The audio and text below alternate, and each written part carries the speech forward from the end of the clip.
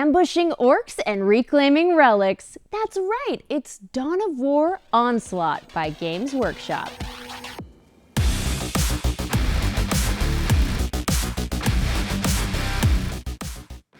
In this fast-paced introduction to battles and badassery, 1 to 4 players take on the role of Blood Ravens, an elite force of space marines fighting against relentless hordes of alien orcs. Over a series of turns divided into 2 major phases, they'll maneuver and murder, aiming to control the ancient relics in the ruins of Bastion Theta.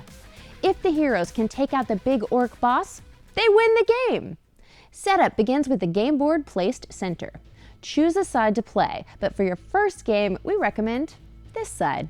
Next, select a grouping of 3 enemy data cards, either the Alpha, Beta, or Gamma squads. We're playing with the Alpha set today. Another good selection for you for your first game. Place these near the board along with the associated Major Threat and Minor Threat decks. Then shuffle and place the Sector deck on the opposing side of the board face down. Players select a team of 4 hero models from the Blood Raven options and divide them amongst the players. Take the associated data cards, non-injured side up, and models and set them near the board opposite the enemy cards. Let's look at these data cards. They include a name, initiative value, move value, stats for melee attacks, ranged attacks, and interacting with objectives, a tough trait if applicable, and in some cases, an ability. Some data cards, including all heroes, have a wounds tracker to indicate their health. Each player should place a damage token on the rightmost space of their hero's wounds tracker. They also take the associated action cards for their hero, 2 general action cards, and 1 special action card. Gameplay occurs in 2 phases, beginning with an assault phase, followed by a defense phase. First up in the assault phase, the Blood Ravens attack the orcs and try to restore power to the stasis vaults to recover the relics. To set up, you're going to spawn some enemies. Select one of the objective spaces on the map and draw a major threat card. Place tokens of the enemies listed on one of the empty squares adjacent to the selected objective. Repeat this step for another objective on the map, and for the remaining 2 objectives, draw a minor threat card instead. Then deploy the Blood Ravens. The board is divided into 4 sectors labeled A through D, each with a number of numbered deployment squares. Divide the heroes into 2 pairs and pick a sector for each pair to be deployed into, 1 each on a deployment square. Speaking of squares, I love them. There are 4 main types of squares. Open squares, which can be moved through and 1 unit at a time can be placed on. Wall squares, which cannot be moved through or occupied. Objective squares, which can be moved through but not occupied. And doorway squares, which are like open squares, but they block visibility for ranged attacks. More on that shortly. Gameplay then occurs in turns, divided into several steps. First, each player selects 1 action card to play for each hero they control. After all selections have been made, each game piece, heroes, and enemies are activated in order of their initiative value located on each of their data cards. One note, in the first turn of the phase, the enemies do not activate. It's an ambush! Ha! During an activation, a piece will move and attack. The hero pieces each benefit from their action card played that round. 2 of the 3 cards are general action cards which all heroes have access to and are reusable each round.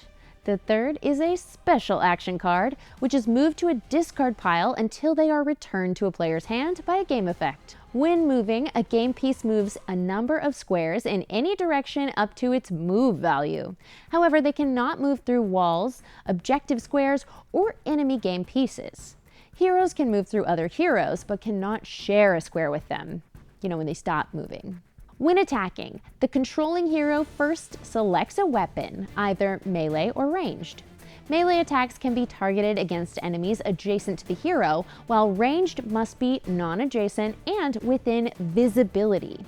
Visibility traces a path along the shortest distance between 2 squares, provided they don't pass through a wall or doorway. If a unit is on the doorway space, the doorway is ignored for determining visibility. The attacker then rolls the number of dice listed under the weapon minus 1 die for each tough value the target has on their data card. That said, this cannot reduce the number to less than 1. Once rolled, the player checks the result, and if 1 or more dice successfully rolls the target value shown under the weapon, they deal damage. Damage is applied differently depending on the target. If a non-boss enemy is damaged, it's destroyed and removed from the board. Heroes and boss enemies take a single wound, moving their wound tracker down a space on their track. If a hero loses the last of its wounds, they're flipped to their injured side. The injured side features reduced stats, and injured heroes cannot be attacked by enemies. More on that in a sec. One cool rule: knockback. When forming their attack pool, if the weapon has knockback, check to see if the target can be moved. To verify this, see if an open square on the opposite side of the target away from the attacker is open. If so, they are moved to that space before dice are even rolled. If there isn't, then the attacker gets to add 1 die to their attack roll. And that's hero activations. When enemy turns come up in initiative order, they also move an attack according to the following rules. If it's adjacent to an uninjured hero, it doesn't move. Otherwise, it moves the shortest distance possible closer to an uninjured hero, ideally adjacent. Then the enemy attacks, with melee if adjacent to an uninjured hero, or with ranged if they have visibility. After all game pieces have activated once, every hero who was adjacent to an objective interacts with it. To interact, they check the number of dice shown on the hero's objective value, then reduce this number by 1 per enemy adjacent to the hero. Then they roll, and if at least one result is equal to or higher than the target value shown, the objective is activated. Boom. Play continues, repeating the initiative order in the assault phase until one of 2 conditions are met.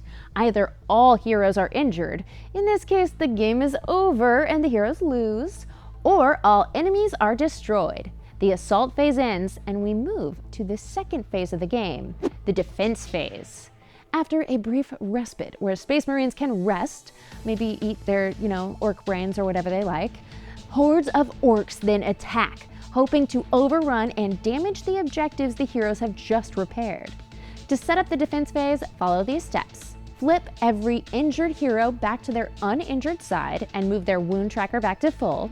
Return all spent special action cards to players' hands. Shuffle 3 offensive surge cards, 1 twist card, and the used major threat cards into the major threat deck. Shuffle the used minor threat cards back into their deck. Count the number of active objectives and draw that number of relic cards plus 1. As a team, choose one of these to keep and place the others in a discard pile. Any inactive objectives become active. Gameplay in the defensive phase is essentially the same as the assault phase, with the following exceptions. When resolving a turn, if there are 1 or more cards in the major threat deck, spawn normal enemies by drawing and resolving a major threat card and a sector card, followed by a minor threat card and a sector card. If the minor threat deck or sector decks are ever depleted, just shuffle their discard into a new draw pile. When resolving the cards to spawn, place the enemy in the sector's lowest numbered empty deployment square. Once all game pieces have taken a turn, every enemy adjacent to an active or idle objective interacts with it.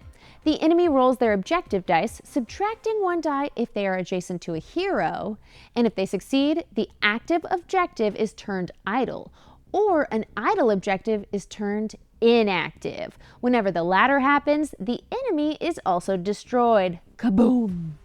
Also, each objective can only be interacted with by the enemies once per turn. When moving, enemies follow the same logic, but stay put if they're next to an objective. Lastly, when a turn begins and the major threat deck is depleted, the boss enemy spawns. Shuffle the 3 boss cards and reveal 1. Draw a sector card and spawn that boss in its lowest open deployment square. All heroes regain their spent special cards, and enemies no longer interact with objectives, 'cause it's final fight time! The defense phase continues until all heroes are injured and the players lose the game, or all objectives are inactive and the players lose the game, or the boss is destroyed and the players win the game. Once you've played through Dawn of War, future games can be augmented with other enemy cards, additional cards in the threat decks, and more. And that's the basics of Dawn of War Onslaughts. I'm Becca Scott, this is Good Time Society, and if you love Bash and Orc Brains as much as I do, give this video a like, subscribe to the channel, and come on back for more great games and good times. Bye-bye.